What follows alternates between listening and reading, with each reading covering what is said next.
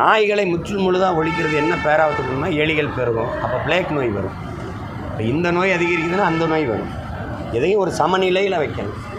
அப்போ அதை முறையாக மாநகராட்சி நாய்களை எடுத்து அதுக்கு தடுப்பூசி போட்டு அது பண்ணணும். அதுக்காக நீங்கள் என்னென்னா தெரு நாயின்னு நீங்கள் சொல்கிறீங்க, அதுதான் நம்ம வீட்டு நாய், அதுதான் நாட்டு நாய். நம்ம வெளிநாடுகளில் இருக்கிற இந்த உயர்தர நாயை வீட்டுக்குள்ளே கொண்டு வந்தோடனே நம்ம ஆள் ரோட்டுக்கு வந்துட்டான், அவன் தெரு நாயாக ஆகிட்டான்.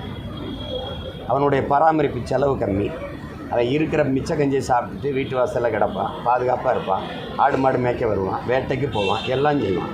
இவனுக்கு தனியாக பிஸ்கட், அந்த உணவு தனி, அவனுக்கு தனி மருத்துவம், அவனுக்கு தனி, அவர் குளிரூட்டப்பட்ட அறையில் தான் இருப்பார்.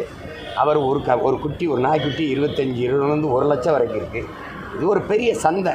அதனால் என் நாயை தெருவில் போட்டு அவன் நாயை வீட்டுக்குள்ளே கொண்டு வந்துட்டான். அதனால் அது வீட்டு நாயாக தெரு நாயமாக இருக்குது. இதான் நாய், நம்ம நாய்.